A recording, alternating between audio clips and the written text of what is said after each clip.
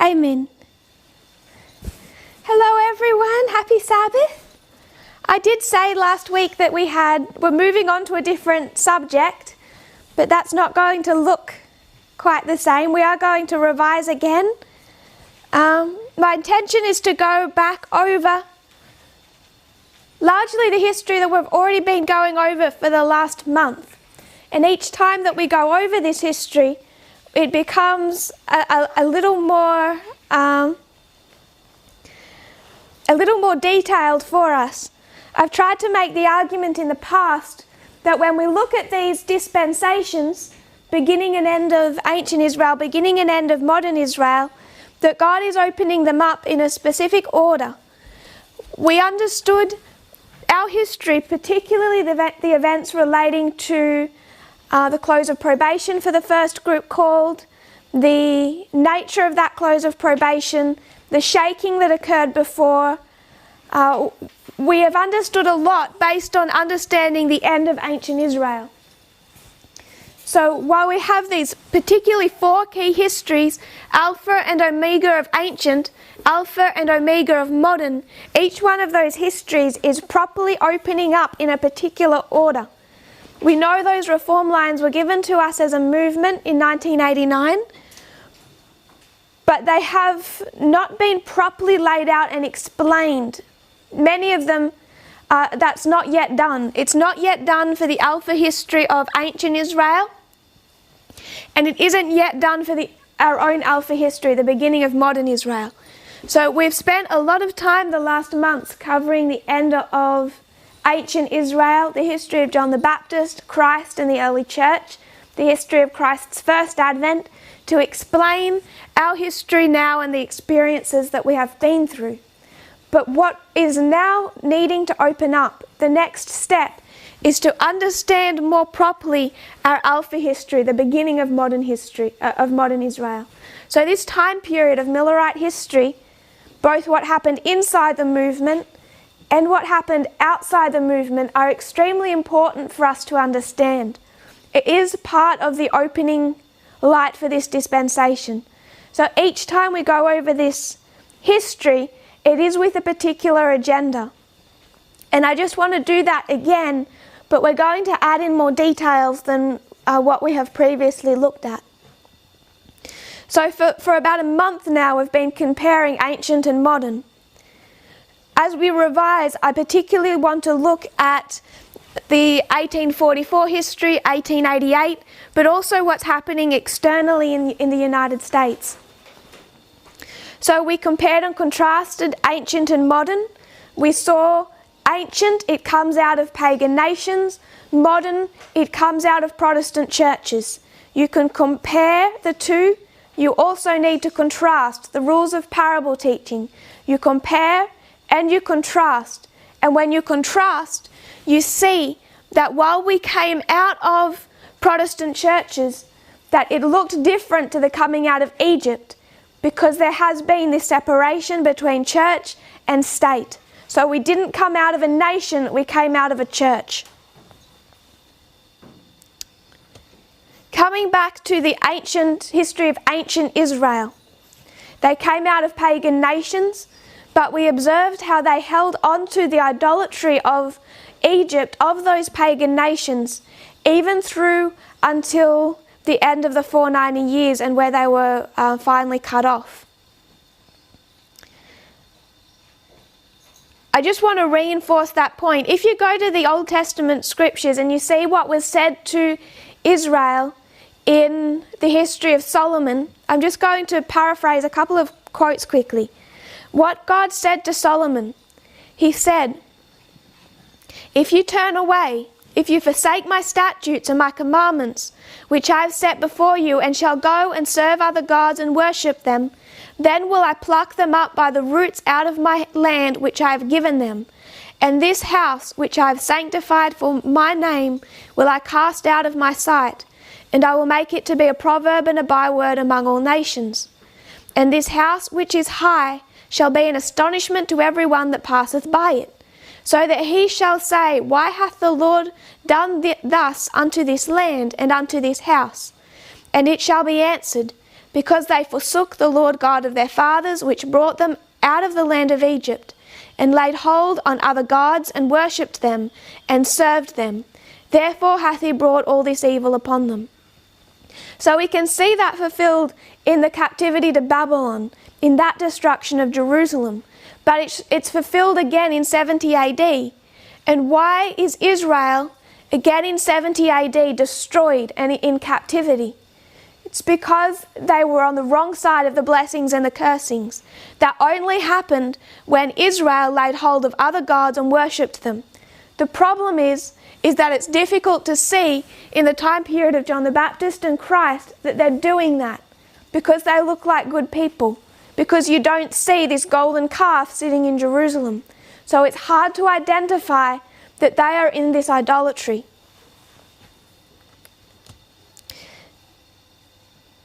Ellen White, speaking about the Jewish nation in the Signs of the Times, May 23rd, 1900, paragraph 5 and continuing. I just want to take a few excerpts from this. Considering the children of Israel, not for others but for themselves did they minister. God created them to live in a world where unselfish service must be performed. But in the place of doing this, they grasped everything for themselves. The eye is so large that they cannot see anything else. They are not in touch with suffering humanity. Christ came to show them the way of life, but they were determined to walk in their own selfish way, and the Lord gave them up as joined to their idols. So they have this problem with their idols and idolatry. And because you don't see a golden calf in this history, it's hard for us to imagine that the issue that they faced was the issue of idolatry. You can go back to Leviticus 26. Ye shall make you no idols, nor graven images, neither rear you up a standing image, neither shall ye set up any image of stone in your land, to bow down unto it, for I am the Lord your God. Ye shall keep my Sabbaths, and reverence my sanctuary, I am the Lord. If ye walk in my statutes, and then starts the blessings. So there's two paths before the nation of Israel, before the people of God. You either keep the Sabbaths, reverence the sanctuary, do not set up any idols or graven images or images of stone, no idol worship. If you do that, you're blessed. If you don't keep the Sabbath, if you don't reverence the sanctuary, if you practice idolatry, then will be the cursings. You will lose your king. You will be trodden down by a pagan nation. God will pass you by. When they, at the end of the 490 years, choose that second course, it's because they have done these things. It appears they're keeping the Sabbath. It appears they've put away idolatry, that they're reverencing the sanctuary. But in reality, they're not. You can't see this by literal to literal interpretation. It's not literal golden calf idolatry here. But the same idolatry that led to the creation of the Apis bull is still there, not in the image, but in the mindset, in the worldview of the people of Israel. This is running so deep that when you have, as we lay out their history with its fractals, the first group called, they come up to the cross, which we line up with 2019. This is the first group. It's the disciples that were trained to go back to the church and then warn the world. At this waymark of the cross, soon after the waymark of the cross, when Christ is resurrected and he comes back to the disciples approach him and say, now are you going to set up? Now, are you going to set up your kingdom? Are you going to overthrow the Romans? So even in the history of their harvest, even in the history after their close of probation, The disciples are still misunderstanding the king, the kingdom, and the external events. The idolatry runs so deep, it is that hard to remove. And yet we still find them in this mess down in this history. And it actually isn't until they go through the harvest that they find that Christ has to reteach them what he'd already taught them. That has a lot of implications for where we are today. The messages of our last dispensation are being retaught because they have not been properly understood, or they have at the very least are still failing to be implemented in large parts of this movement.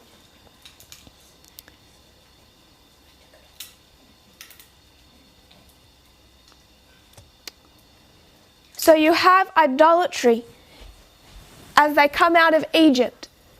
And then in the history of captivity to Rome, they are still in idolatry. They've kept hold of the Apis bull. That says a lot about Adventism. It doesn't look like you would expect idolatry to look. Adventists don't need to start keeping the Sabbath. The Jews didn't start keeping the Sunday worship and start reverencing a pagan god or the sun god. They didn't have to bow down the sun god to still take in that idolatry. It showed itself in how they perceived God's kingdom on earth. So coming back to this history of the beginning of modern Israel, I want to expand on this view a little and go back in time to where America was founded as colonies.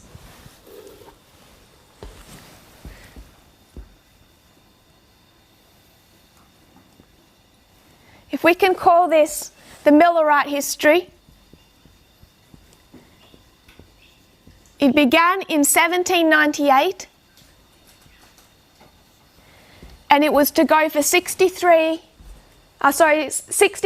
years until 1863, when we would have expected, based on the 2520, the second Advent, if they had have been faithful. So that is the extent of Millerite history. And in this history, you have 1850, which we identify as the history of the Sunday law for that dispensation. We're stuck with that term of Sunday law because of how it's been integrated into Adventism through the Great Controversy. But you have to think, if Christ was meant to come back in 1863, we at the very least know that Ellen White is saying by early 1870 that Christ should have returned.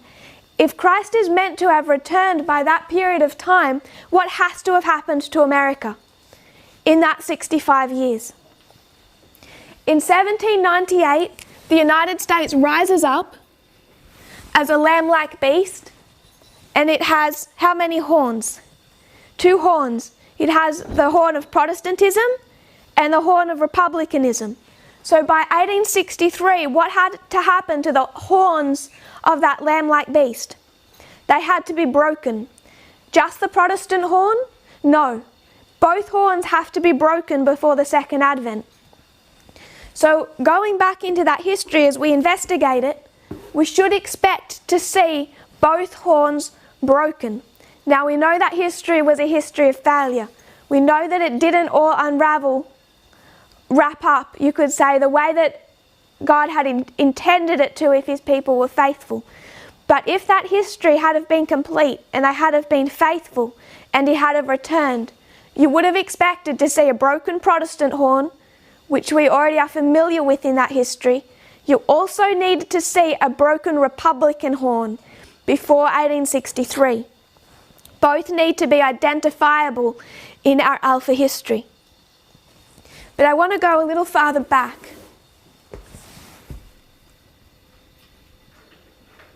I want to go back to the year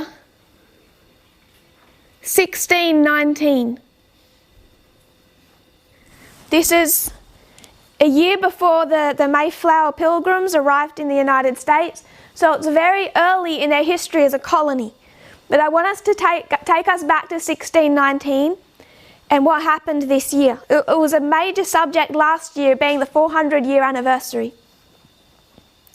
Two momentous events happened in Britain's fledgling colony in Virginia.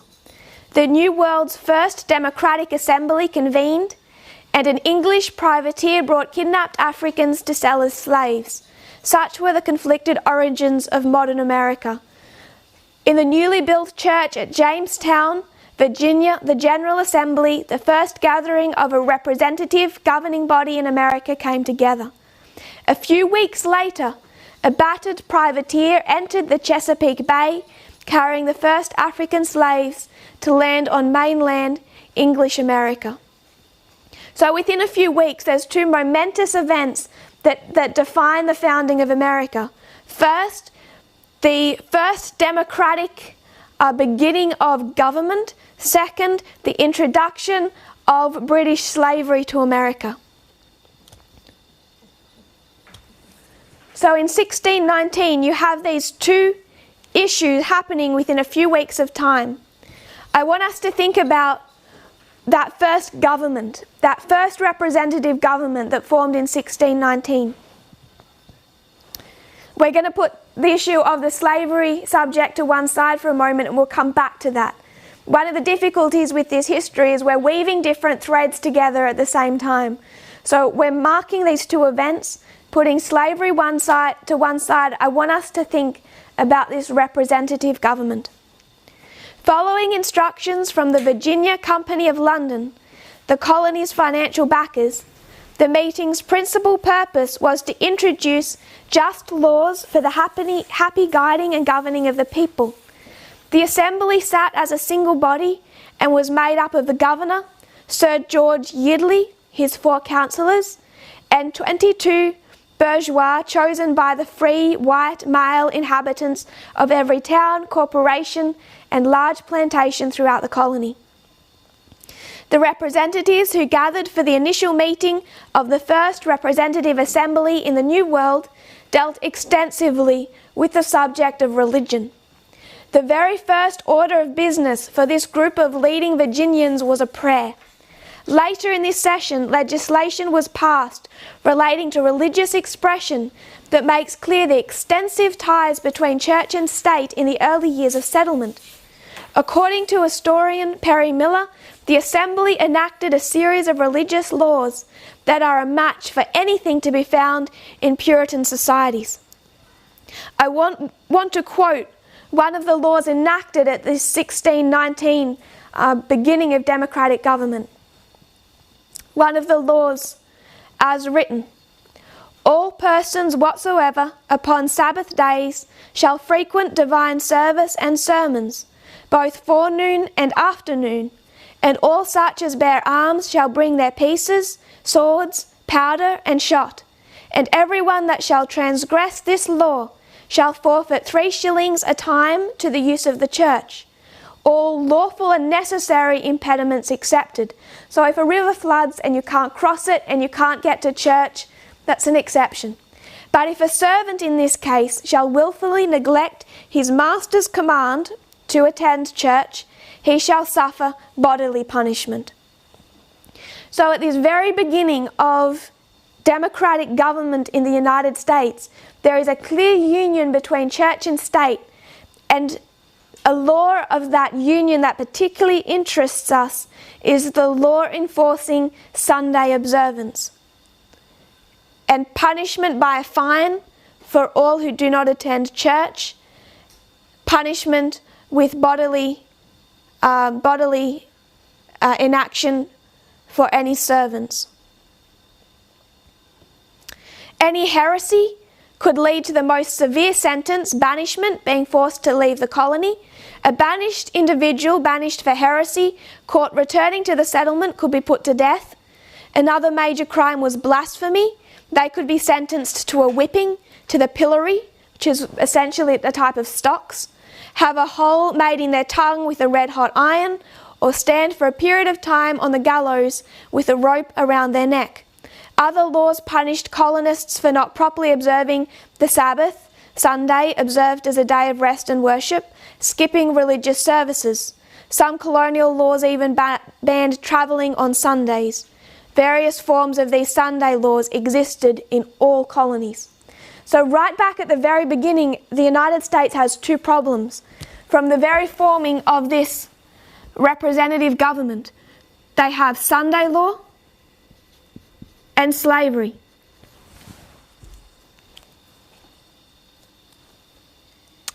Just to also mark, we talk about the 1850 Fugitive Slave Act. That Fugitive Slave Act was already put in place in 1793.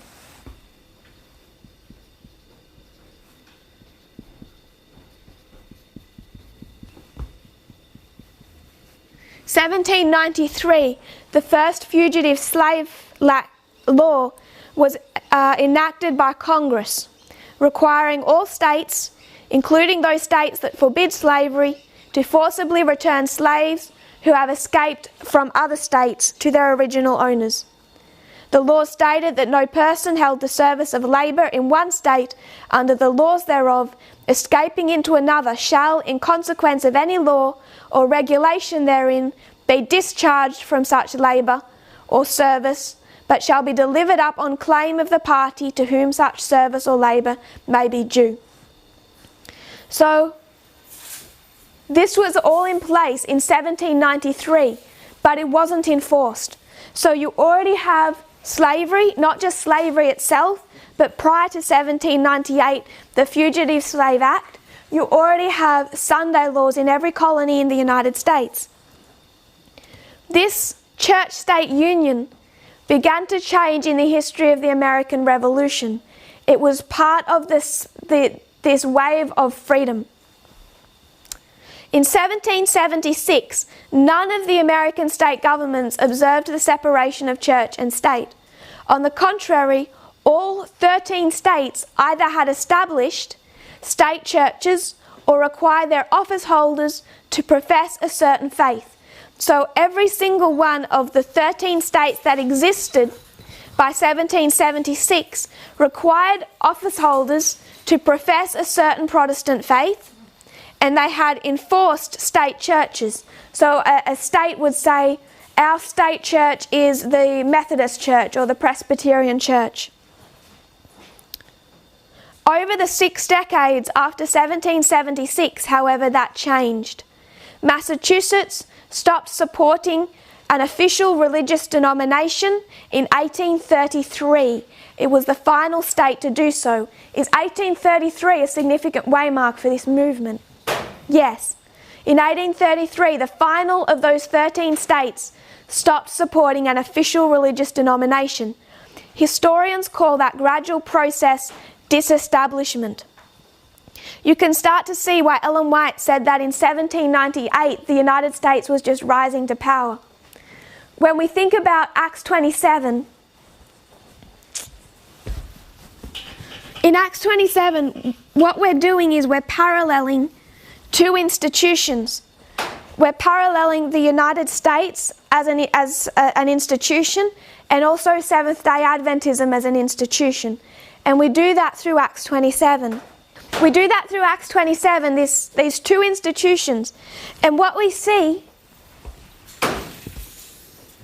is that they both rise up in 1798.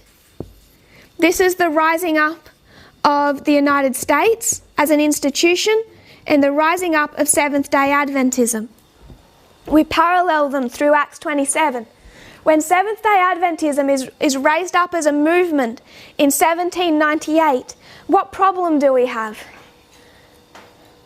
We have many problems. We're a mess. We are keeping Sunday. We don't understand prophecy. William Miller is still a teenager. He's yet to become a deist, let alone start studying. Adventism has all of these problems in 1798. We don't know who we're about to become when we think of us as a separate institution. The United States is much the same. Both institutions begin in 1798 with all of these problems. Neither of them are okay. Neither of them have their identity figured out. We're going to go through an increase of knowledge by which we're going to learn about the Second Advent. We're going to learn about the Sabbath.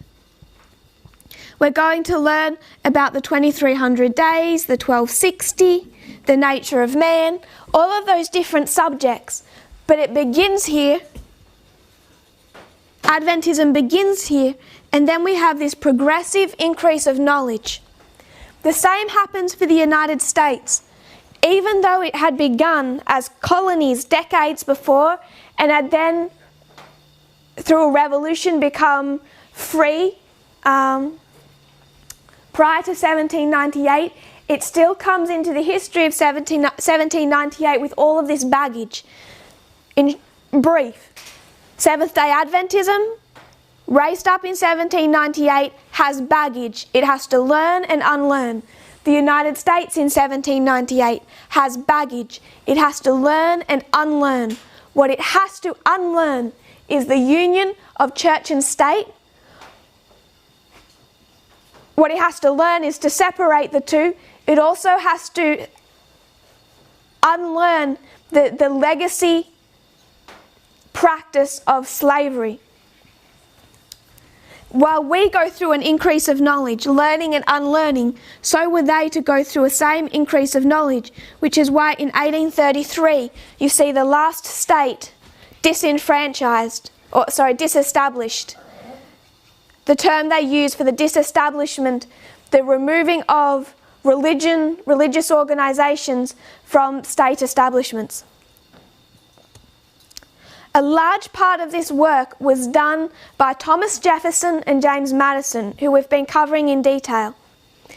Many political leaders, I'm quoting here, including Thomas Jefferson and James Madison, favoured disestablishment because they saw the relationship between church and state as a tool of oppression. Jefferson proposed a statute for religious freedom in the Virginia State Assembly in 1779. So Jefferson has already in 1779 proposed in Virginia this separation of church and state, but his bill failed in the overwhelmingly Anglican legislature. The Anglican Church had so much power within the state government of Virginia that his attempt to remove this Protestant denomination as the state recognised religion failed. Madison proposed it again in 1785, and it defeated a rival bill that would have given equal revenue to all Protestant churches. Instead, they decided that Virginia would not use public money to support religion. Jefferson wrote, "The religion then of every man must be left to the conviction and conscience of every man, and it is the right of every man to exercise it as these may dictate." Quoting A.T. Jones, this is September 13, 1894. I'm really just doing this for one sentence. AMS 282.3. A.T. Jones wrote, "The framers of the Constitution understood that separation of church and state and liberty of conscience was the result of the Reformation." So someone asked me a question recently, and I forget who did, so I apologise for that, but if they are watching or they watch the videos, someone asked me a question recently that I didn't answer, and that was, how do we prove that, or how do we recognise as a movement that the founders of the Constitution, those early founders, that they separated church and state because of what they witnessed in the 1260, what the Protestant denominations had suffered under the persecution of the church-state union. This is a good quote to answer that question. A.T. Jones is saying that the framers of the Constitution understood the separation and that liberty of conscience was the result of the Reformation. Madison and Jefferson, the champions of a separation of church and state in the Constitutional Convention which framed the Constitution, said, and he goes on to quote them. I just wanted to note first of all that A.T. Jones is making the point that they separated church and state because they recognised what had happened in the 1260 years. That was to answer someone's question. The other point that I wanted us to consider was that he describes Madison and Jefferson as the champions of a separation of church and state. And this becomes important when we think about the way that they are handled by the Christian right today. If you go back into history, that holds true.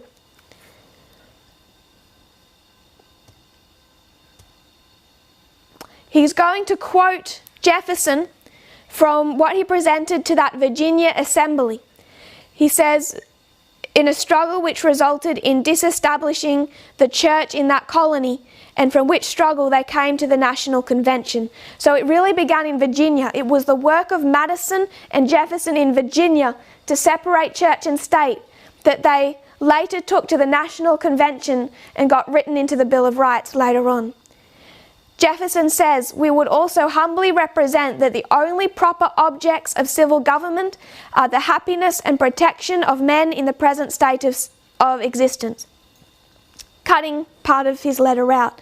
To illustrate and confirm these assertions, we beg leave to observe that to judge for ourselves and to engage in the exercise of religion agreeably to the dictates of our own consciences is an unalienable right, which upon the principles on which the gospel was first propagated and the Reformation from popery carried on, can never be transferred to another. So, in Madison and Jefferson's own words, they're recognizing that it is an inalienable right to choose our own religious beliefs and practices.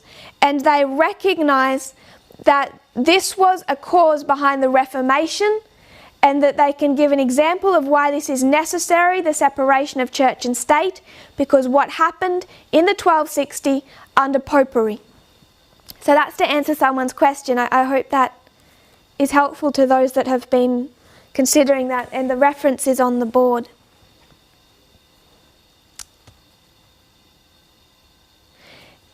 This action in Virginia by Thomas Jefferson and Madison was the forerunner to the First Amendment protections for religious freedom.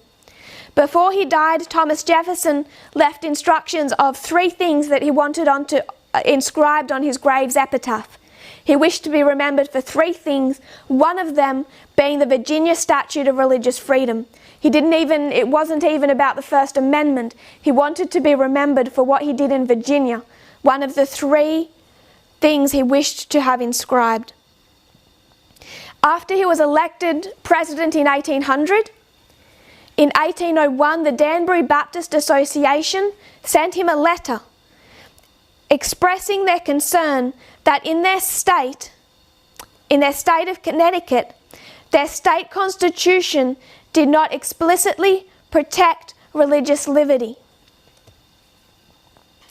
In replying early 1802, January 1st, 1802, Thomas Jefferson says the following: "Believing with you that religion is a matter which lies solely between man and his God, that he owes account to none other for his faith or his worship, that the legislative powers of government reach actions only and not opinions, I contemplate with sovereign reverence that act of the whole American people which declared that their legislature would make no law respecting an establishment of religion or prohibiting the free exercise thereof, thus building a wall of separation between church and state."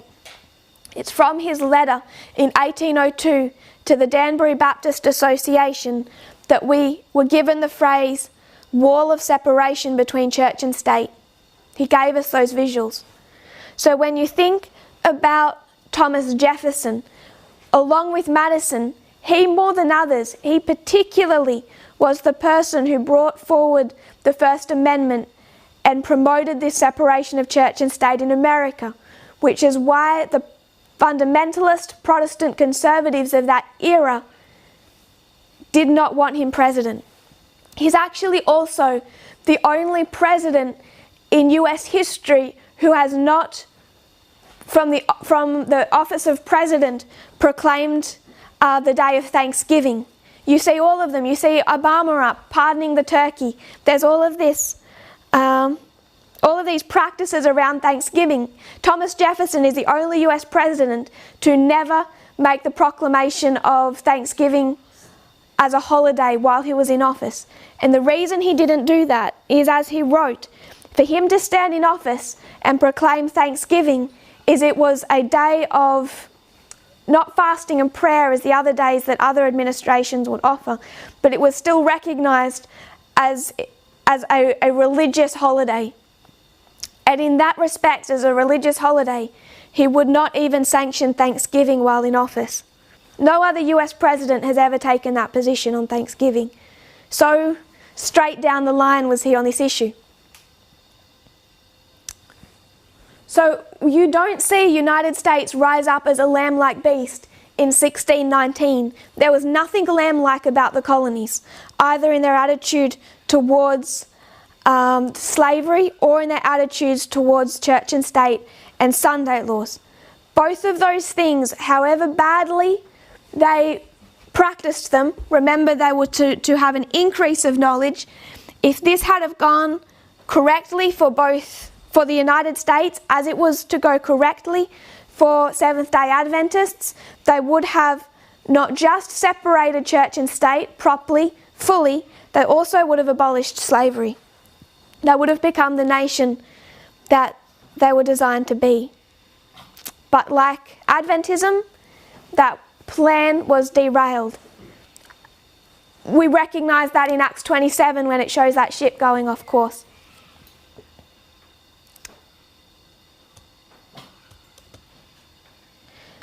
Already framed in the United States is the statement that all men are created equal. Black, white, doesn't matter. All men are created equal. Already enshrined is the separation of church and state. They were already there.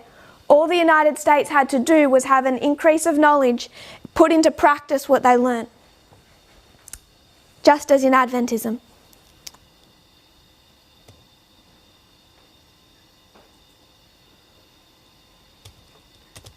So what we want to look at through this week and probably the next is continuing this triple application of prophecy, as we have discussed it before, but with some further details. We understand the triple application. World War I plus World War II equals World War III. First woe plus second woe equals third woe. When we come to the subject of church and state in America, the Republican horn, we can see 1 plus 2 equals 3. First, this history, the 1850 subject of slavery. Second, the 1888 history.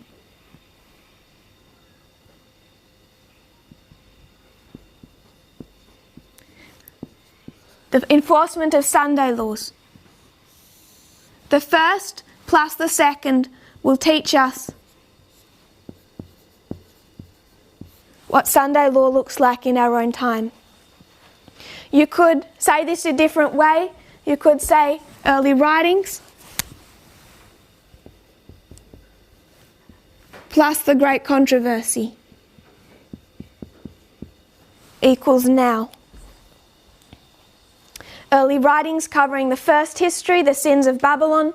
Great controversy covering the second history, Sunday laws in the United States. Both teaching us of our own history in the final dispensation, the end of modern Israel.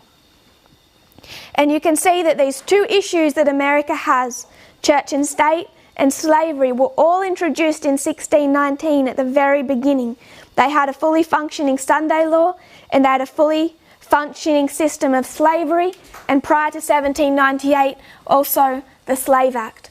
All that they did in this history, 1850, all that they do is they take that Slave Act that existed before and they say, now we're going to enforce what was already there. They're enforcing what had already existed. All that they're doing in 1888 is saying we finally need to enforce what was already there. It was already in place. What had happened in the early 1800s was that those laws were not being enforced, but they were on the books, largely. Coming back to this first history over slavery, 1798, you have Adventism raised up as a denominated people. It happens in the history of the Second Great Awakening. And it particularly happens in the early 1800s, in this history when slavery is beginning to be debated widely through Protestantism. It was a major subject of the Second Great Awakening. And we'll discuss one of their leading ministers, Charles Finney, who was involved in that. So there's a lot of issues that happened between 1798 and 1850. It is complex. It's more than slavery. It's also the issues of immigration, of American expansionism, other subjects that relate to how America was supposed to look as a lamb-like beast. Just reviewing something that we said last week. We spoke about the election of 1844. As we continue to expand on the Alpha history of modern Israel, we're going to cover that history in more detail. Need to start thinking about external and internal events, scatterings and gatherings through the 1798 to 1863 history. But we looked at the 1844 election particularly, the external events of 1844, and we saw that it was an election fought between Clay and Polk. Famous Kentucky Senator Henry Clay declared that the church divisions happening in 1844 were the greatest source of danger to our country. What happened in the United States was a religious civil war before there was ever a civil war between states. And that religious civil war was fought from 1844 and 1845. I just want us to think about just kind of one side topic when we think about this election and what happened within Protestantism. What we did last week is we spoke about the three main Protestant religions. They were the Baptists, the Methodists, and what was the other one? Presbyterians. These were the three largest Protestant denominations in the United States. And we spoke about how they began to split over slavery. It began decades before. In fact, the Methodists, back in the early 1790s, they had actually said that they would excommunicate every slave-owning member of their church. They had to pull back from that threat about 6 months later because it appeared it was going to split their church. So they never actually enacted that. But the issue over slavery, the position these churches were taking over the subject of slavery was splitting them from very early on. Quoting, "Long before cannons fired over Fort Sumter, civil war raged within America's churches. Three of the nation's largest Protestant denominations were torn apart over slavery or related issues. The Methodist Church split in 1844. The Baptists split from the history of 1840 to 1845. The Presbyterian Church began to split in 1843 and finished that split in 1844. So centering around this history of 1844, these three largest churches, Protestant churches of America, are torn apart. It sets the stage for the Civil War. Some people claim, including those of the time, there would never have been a civil war if the churches had have stayed united on these things. It had a direct cause and effect relationship. What I want us to think about is how Ellen White handles 1844, because we went to the quote in 10 MR 69.1 and 2.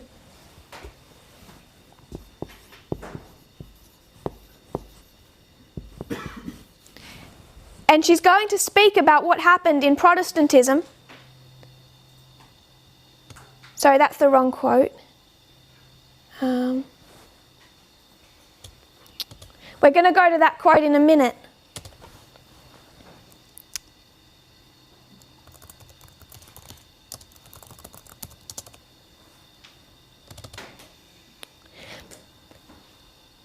We went to the Great Controversy last week, Great Controversy 389.2.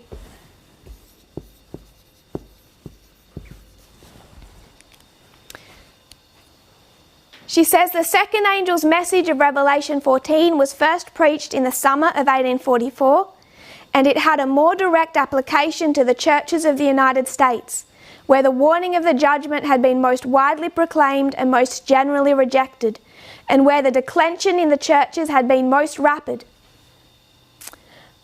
But the message of the second angel did not reach its complete fulfillment in 1844.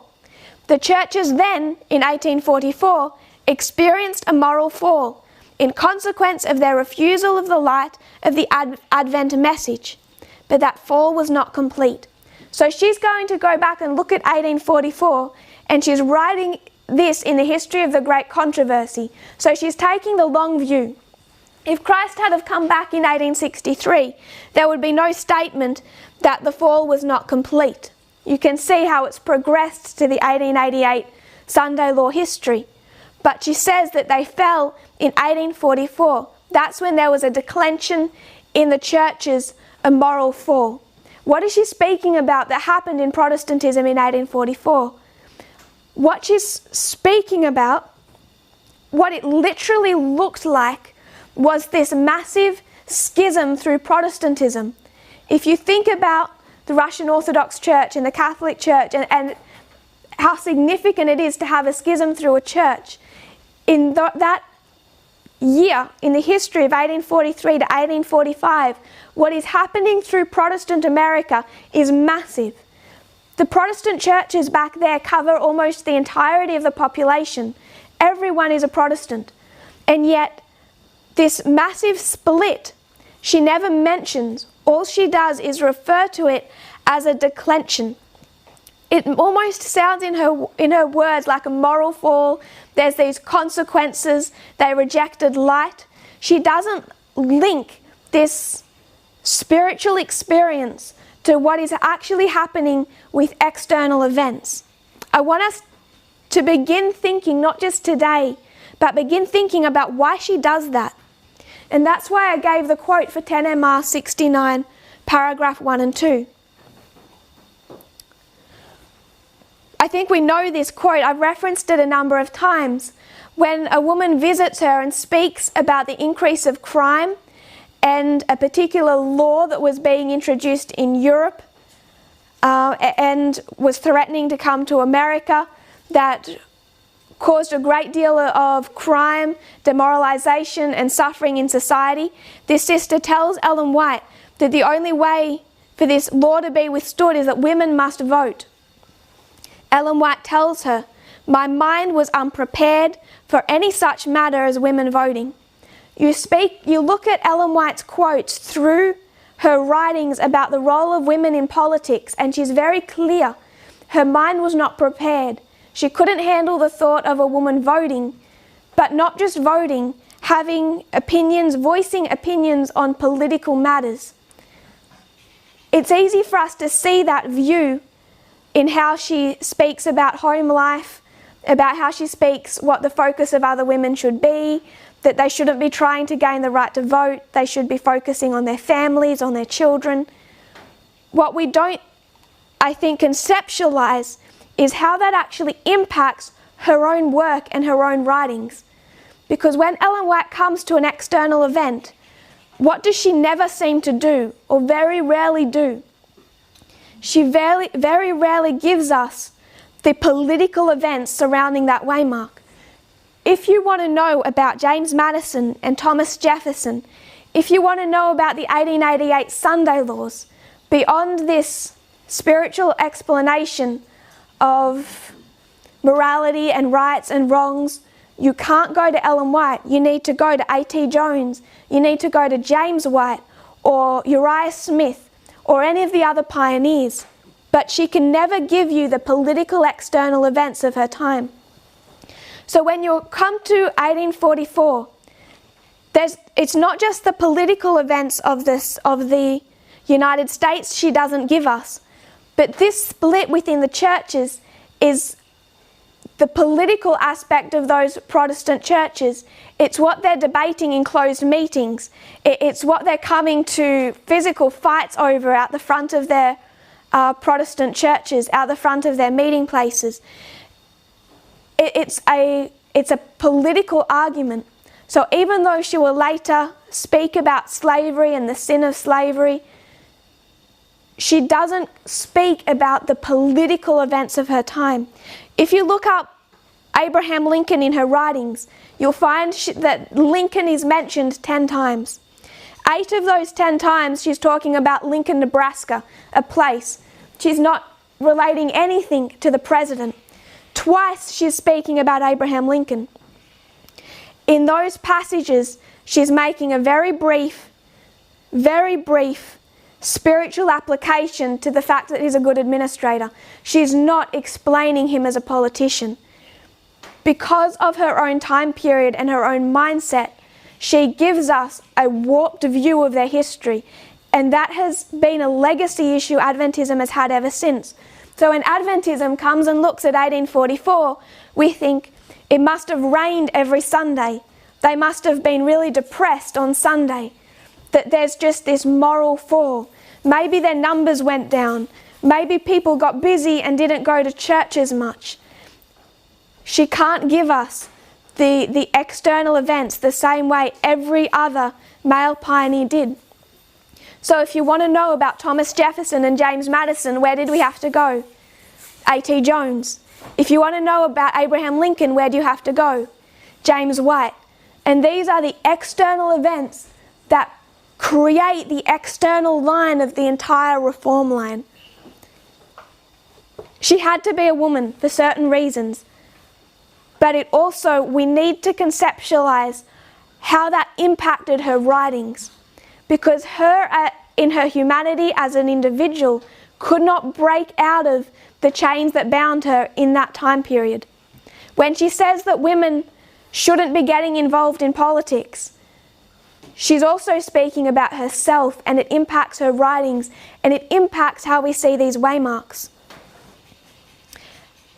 If she had have been a male prophet in that time period, there would have been other consequences, but we would have had more of an explanation of these external events. I'm sure of that. We wouldn't have come to 1844 and just had it described as a moral fall, and then that those political church decisions go by unmentioned.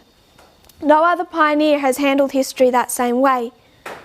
But we know in God's wisdom, she was chosen because she was what Adventism needed. We need to be aware of the consequences of that decision, though.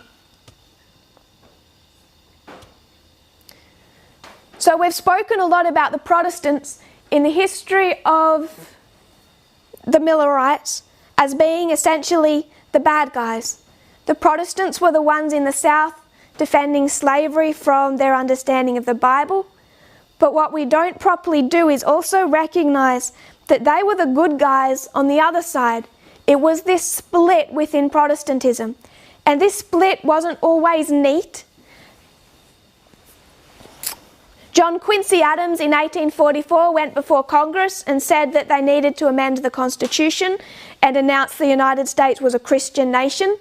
And yet, if you look at other lines of history, he's the good guy. So I'm not saying this split is so clear-cut and simple, but there is this split between socially liberal and socially conservative that began down in the First Great Awakening, extending through 1798 into the Second, and it has continued to today. Part of this was developed into the split over slavery. And again, it's because this conservative faction believes in this literal-to-literal interpretation. America is a Christian nation, church and state. Ancient Israel had slaves, modern Israel must have slaves. I find it interesting, one of these individuals, a Presbyterian minister who was a leader in the Second Great Awakening, Charles Grandison Finney. August 29, 1792 he was born, till August 16, 1875. He was an American Presbyterian minister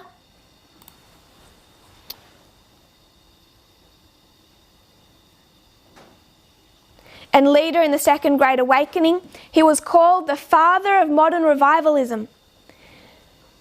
He was best known as being a flamboyant revivalist preacher during particularly the decade from 1825 to 1835 in upstate New York and Manhattan.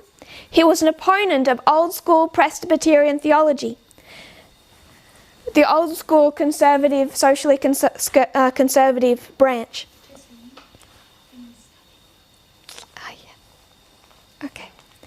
Together with several other evangelical leaders, his religious views led him to promote social reforms such as anti-slavery and equal education for women and African Americans. From 1835, he taught at Oberlin College of Ohio, which accepted students without regard to race or sex. He served as its second president from 1855 to 1865, during which its faculty and students were activists for abolition, the Underground Railroad, and universal education. So you find Protestants on both the right side and the wrong side of these issues. That becomes significant when we start thinking about today and how to view our role in Protestantism. Like last week, we're going to have a momentary break, just a short prayer, and we'll begin again. For the sake of the translators, so they can cut this presentation in half. So if you'll kneel with me, we're going to have a very short prayer, and then we're going to come straight back into our study. Dear Father in heaven, thank you for our blessings. Thank you for the work of the translators who spend many hours taking these presentations into different languages. The difficult work they do, taking this message to all the different languages of the world. I pray, Lord, you'll continue to bless this endeavour, that people might be benefited, and that the message might spread in its right time to those areas still untouched. I pray, Lord, you'll be with us for the remainder of our study. In Jesus' name, amen.